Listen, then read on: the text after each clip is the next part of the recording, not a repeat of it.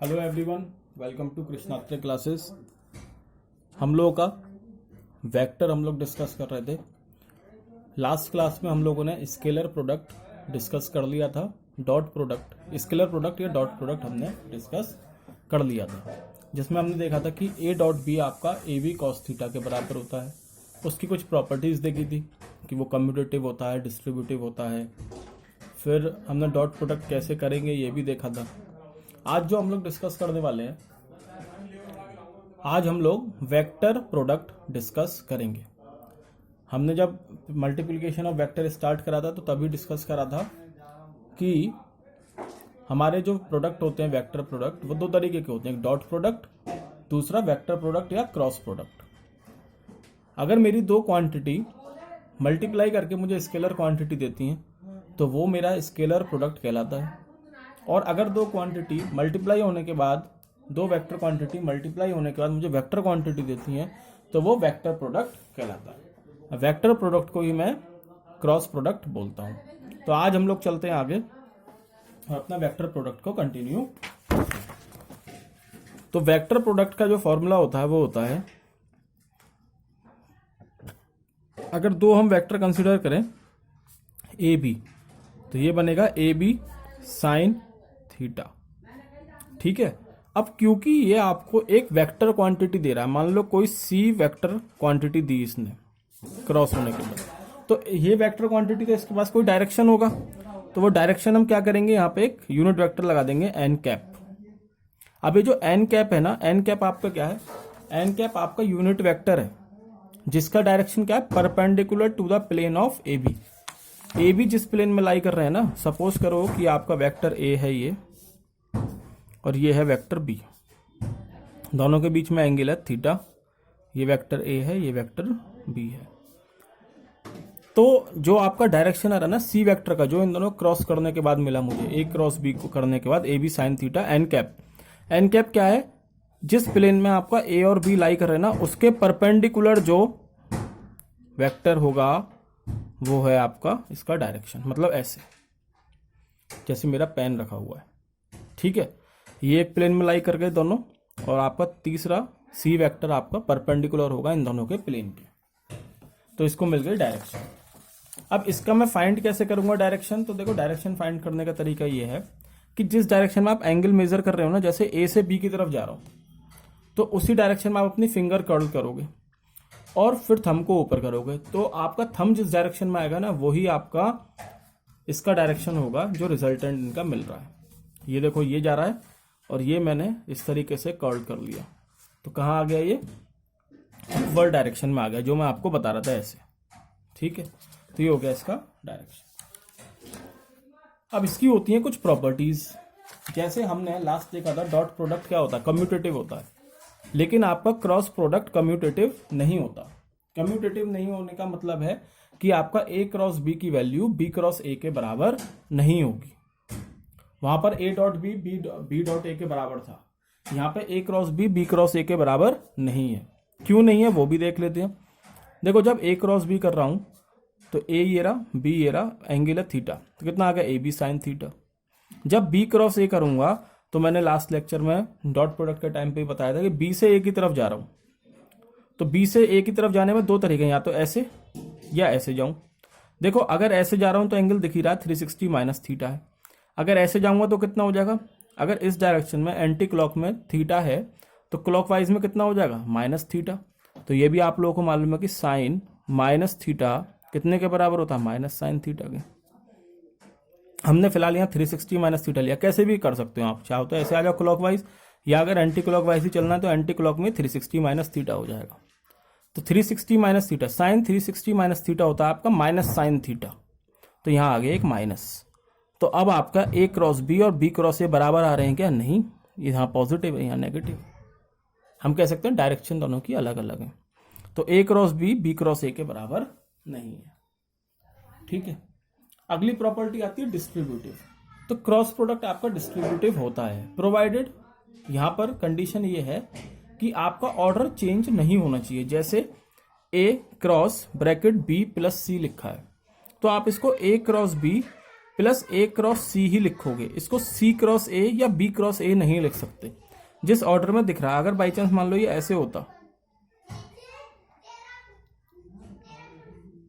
Cross, तो यहां पे आप इसको क्या लिखते हैं, B cross A plus C cross A. Order change आप नहीं कर सकते, यहां ए बाद में है तो ए बाद में लिखा है हमने, यहां ए पहले है तो यहां ए हमने पहले लिखा है। ऑर्डर आप चेंज नहीं करोगे, ठीक है। नेक्स्ट पॉइंट, अगर आपका वेक्टर परपेंडिकुलर है, वेक्टर परपेंडिकुलर है मतलब थीटा हो गया आपका 90। अब देखो जब डॉट प्रोडक्ट करते थे तो थीटा अगर 90 है, दोनों वेक्टर हमारे परपेंडिकुलर हैं, तो A dot B is equal to A B cos theta होता है, मतलब कॉस 90, तो ये हो जाता था 0।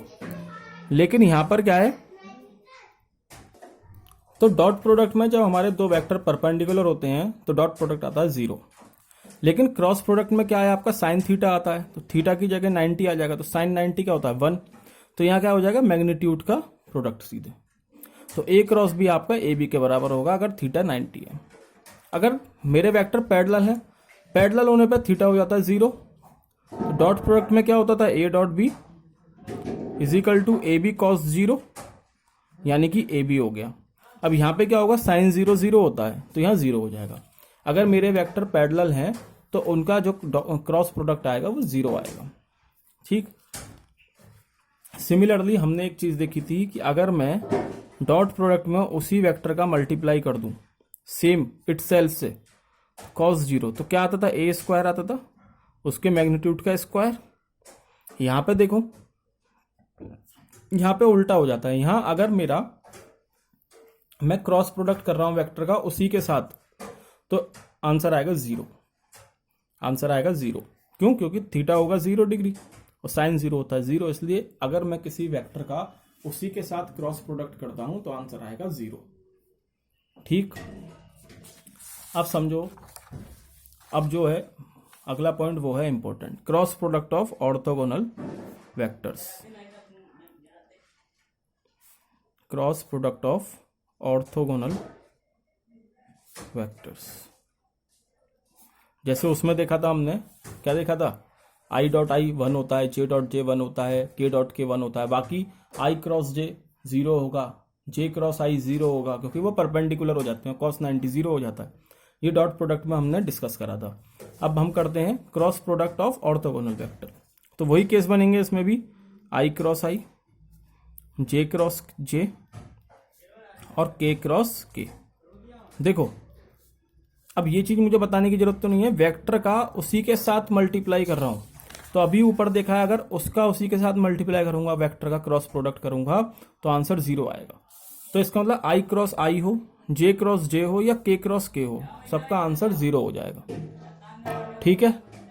पहला पॉइंट क्लियर।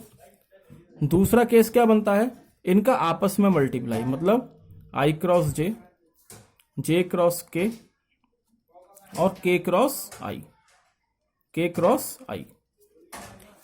अब देखो आई क्रॉस जे का मतलब क्या है, आई क्रॉस जे का मतलब है, ध्यान से समझना, आई क्रॉस जे, ये है आई कैप, ये है जे कैप, ठीक, और इसके परपेंडिकुलर है के कैप, ठीक है ना। तो आई क्रॉस जे दोनों 90 डिग्री पे हैं, मतलब अगर मैं इनका प्रोडक्ट करूंगा तो जब 90 डिग्री होगा तो इनके मैग्नीट्यूड का मल्टीप्लाई सिर्फ, और यूनिट वेक्टर है तो आई और जे, तो मैग्नीट्यूड का मल्टीप्लाई करके 1 आएगा। लेकिन डायरेक्शन देनी पड़ेगी साथ में, और डायरेक्शन क्या होती है क्रॉस प्रोडक्ट में, जो इनके परपेंडिकुलर होती है डायरेक्शन, और परपेंडिकुलर क्या है यहाँ पर, के।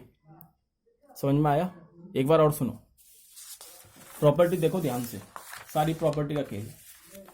दोनों वेक्टर 90 डिग्री होते हैं तो उनके मैग्नीट्यूड के प्रोडक्ट के बराबर आपका आंसर आता है क्रॉस प्रोडक्ट में।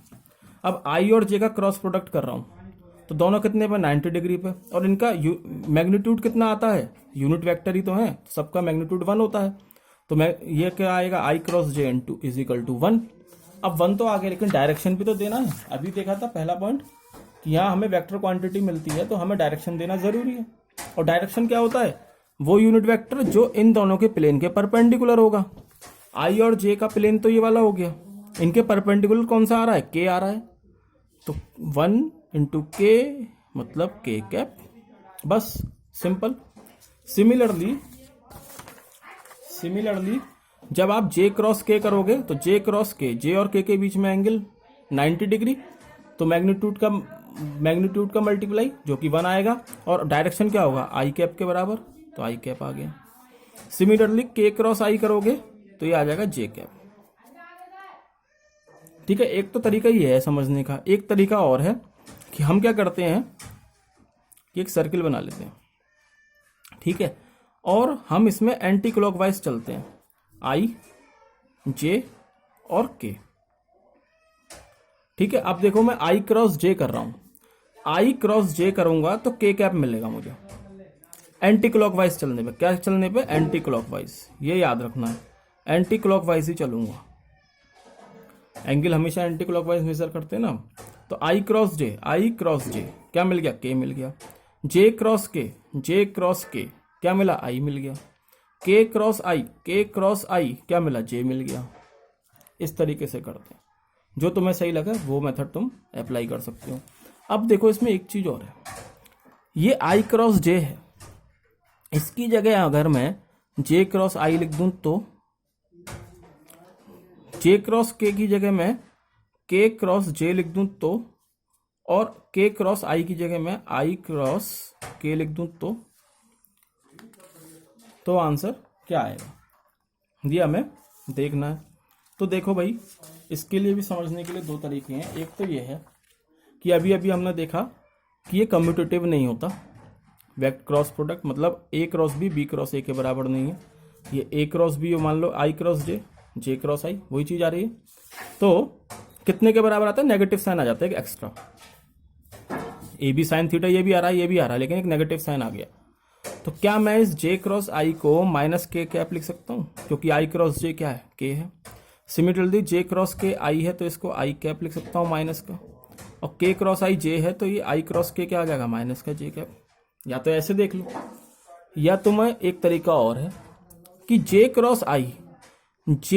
क्रॉस आई, देखो एंटी क्लॉकवाइज चल रहा था तो पॉजिटिव लिया था सब, अगर मैं क्लॉकवाइज चलूंगा तो इसका मतलब नेगेटिव हो जाएगा सब। अब देखो जे क्रॉस आई क्लॉकवाइज चल रहा हूं, जे से आई की तरफ जा रहा हूं क्लॉकवाइज, क्या मिलेगा? के, लेकिन क्लॉकवाइज है तो माइनस का। सिमिलरली के क्रॉस आई, के क्रॉस जे फिर से क्लॉकवाइज, और क्या मिलेगा? आई मिलेगा, लेकिन नेगेटिव का, क्योंकि क्लॉकवाइज है। सिमिलरली आई क्रॉस के ठीक, क्लॉकवाइज है तो क्या मिलेगा? नेगेटिव का, माइनस जे। उम्मीद है आप लोगों को ये समझ में आ गया होगा।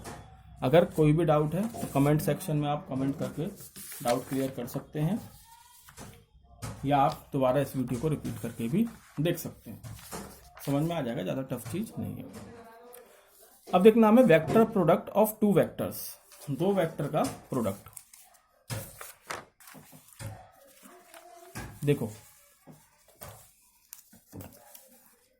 हमने एक वेक्टर मान लिया ए वेक्टर, जिसको हम ए एक्स आई कैप प्लस ए वाई जे कैप प्लस ए जेड के कैप लिखेंगे। दूसरा वेक्टर हमने मान लिया बी एक्स आई कैप प्लस बी वाई जे कैप प्लस बी जेड के कैप।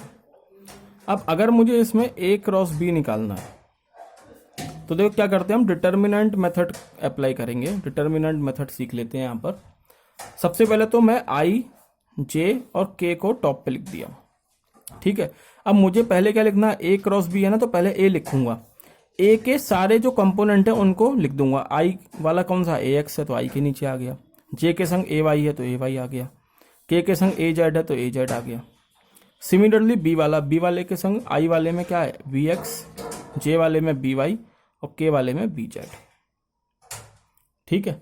अब ये मुझे इसका प्रोडक्ट निकालना है, तो कैसे निकालूंगा? देखो ब्रैकेट लगा लो, सिखाने के लिए ऐसे बता रहे हैं, वरना आप लोग डायरेक्ट भी लिख सकते हो। आई कैप ब्रैकेट लगा दिया, अभी यहाँ वैल्यू लिखी जाएगी, यहाँ माइनस आएगा हमेशा, जे वाले के संग हमेशा माइनस आएगा। माइनस इसलिए आएगा, मैं कोई भी कंफ्यूजन नहीं रखना चाहता, सिमिलरिटी रखना चाहता हूँ, इसलिए यहाँ पे हम सीधे माइनस रख रहे हैं। कुछ लोग क्या करते हैं, यहाँ पॉजिटिव रखते हैं और यहाँ चेंज करते हैं, जो अभी हम मल्टीप्लाई करेंगे, लेकिन हम यही माइनस रख देते हैं और यहाँ हमने लिख दिया जे कैप प्लस ब्रैकेट और के कैप। अब देखो कैसे करते हैं। अगर मुझे आई कैप निकालना है तो मैं आई कैप को यहाँ छुपा लूंगा, छुपा दिया, और मल्टीप्लाई करूंगा इनमें, कैसे? क्रॉस प्रोडक्ट, ऐसे और ऐसे। क्रॉस प्रोडक्ट तो ऐसे ही होगा ना, ऐसे और ऐसे। और जो ऊपर से नीचे आ रहा है वो पॉजिटिव, जो नीचे से ऊपर जा रहा है वो नेगेटिव। या ऐसे भी समझ सकते हैं कि पहले किसका मल्टीप्लाई करोगे? ए वाई और बी जेड का, मतलब ऊपर से नीचे ए वाई बी जेड। फिर माइनस आएगा यहाँ बीच में हमेशा, और इन दोनों का मल्टीप्लाई बी वाई ए जेड। ठीक है। सिमिलरली जब जे कैप करूंगा तो जे कैप को छुपा लूंगा और इन दोनों का मल्टीप्लाई करूंगा, मतलब ए एक्स बी जेड, ऊपर से नीचे ए एक्स बी जेड, बीच में माइनस, और क्या बचा यहाँ? बी एक्स ए जेड, नीचे से ऊपर बी एक्स ए जेड। जब के कैप निकालूंगा तो के कैप को छुपा लूंगा, और यहां से क्या होगा? ए एक्स बी वाई, ऊपर से नीचे a x b y, minus b x a y, नीचे से ऊपर। बस ये हो गया तुम लोगों का आंसर।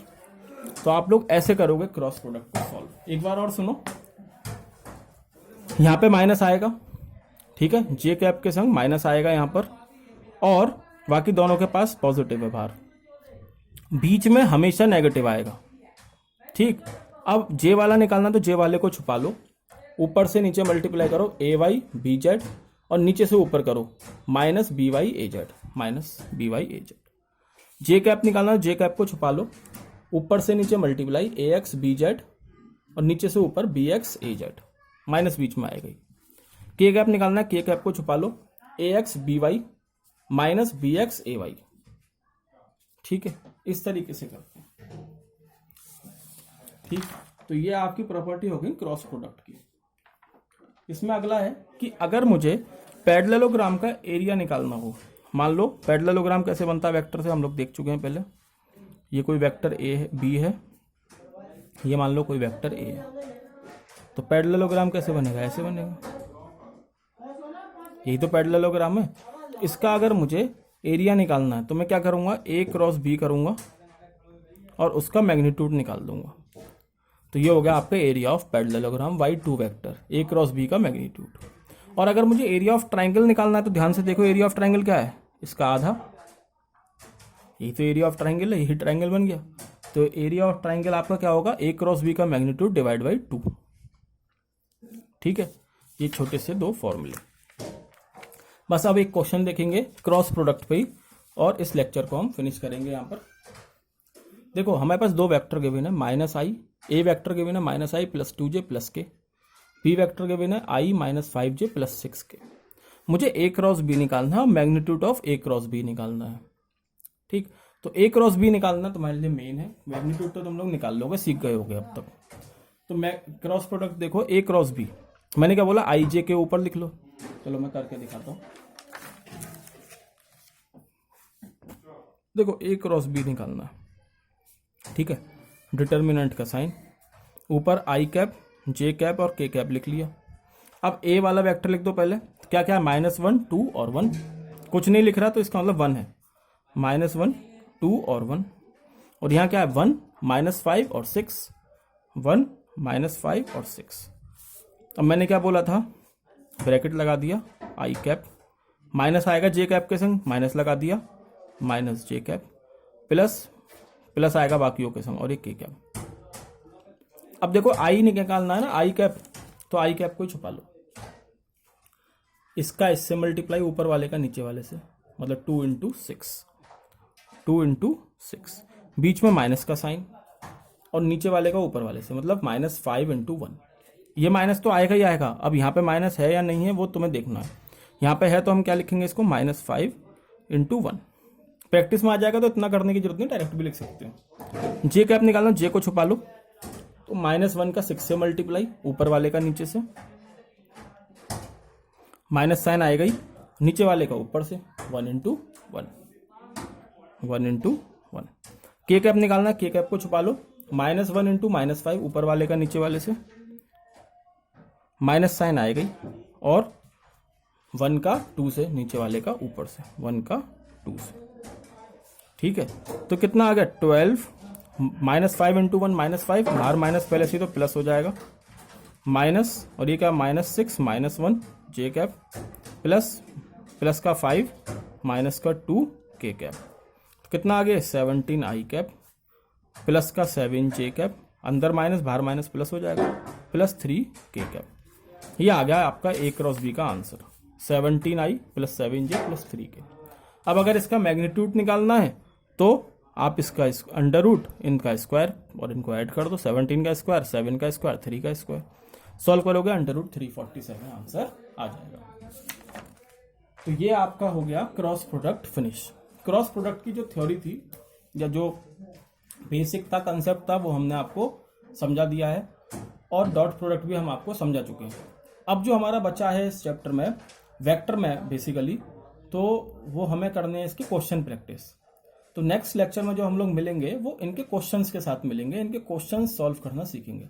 अब तुम लोगों को क्या करना है, लास्ट लेक्चर अटेंड करने से पहले, मतलब नेक्स्ट लेक्चर अटेंड करने से पहले तुम लोगों को इतना करना है कि जो डॉट प्रोडक्ट और वेक्टर प्रोडक्ट बताया है उसको पढ़ के आना, किस तरीके से करेंगे। ठीक, प्रोजेक्शन बताया था, डॉट प्रोडक्ट, क्रॉस प्रोडक्ट, उनके पीछे का भी, क्योंकि हम कंप्लीटली एक साथ न्यूमेरिकल सीरीज स्टार्ट करेंगे वेक्टर से रिलेटेड, उनको धीरे धीरे फिनिश करेंगे, फिर हम अपने नेक्स्ट चैप्टर पर जाएंगे। ठीक है, तो ये था तुम्हारा आज का लेक्चर। अगर वीडियो पसंद आई है तो लाइक करें, चैनल को सब्सक्राइब करें, कमेंट करें, शेयर करें और घर पर रहें, स्वस्थ रहें। Thank you.